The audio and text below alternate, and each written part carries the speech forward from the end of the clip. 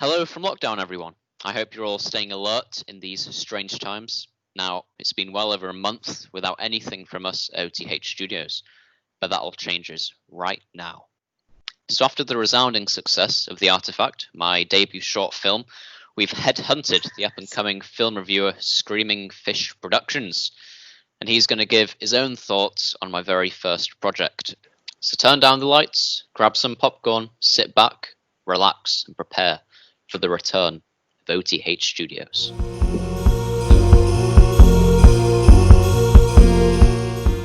So, hello to Jack from Screaming Fish Productions. Hello. So, would you mind introducing yourself and telling us a bit about what you do in your channel? Certainly, and also thank you for having me. Basically, as you know, my name is Jack Fisher. I run a YouTube channel called Screaming Fish Productions, and on that channel, I basically talk about movies non-stop. It's almost all movie-based. So, Seek and Hide was created as my first ever cinematic project for AS level media studies, and it's inspired by the Hunted Channel 4 TV show and Hide and Seek. It took a few weeks to film and edit. We stayed behind with the crew, all on location. But in that sense, it was worth it. I think we got some really nice shots. So, Jack, what are your thoughts on Seek and Hide?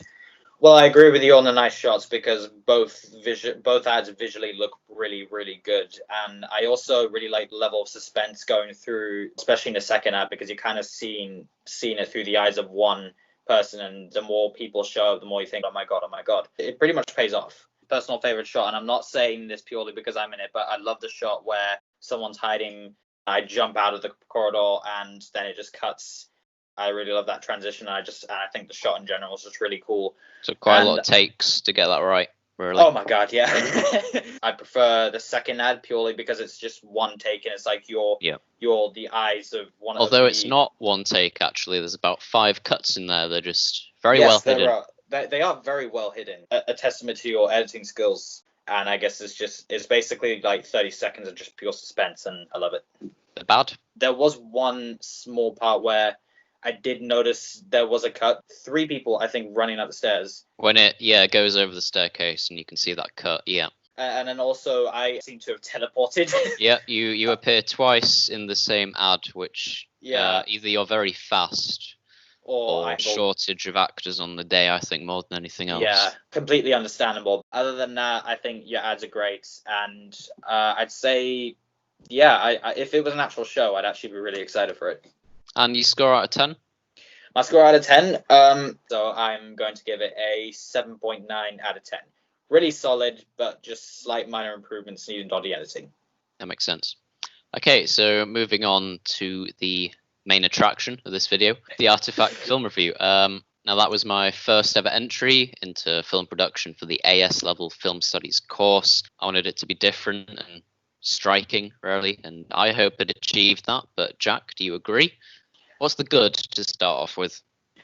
Well, yeah, the film kind of benefits from that ambiguity and mystery, because you're kind of wondering the whole time what is so important about this artifact and why is this guy so desperate to get it back from this guy who's stolen it. The collector, I think he's a really good villain.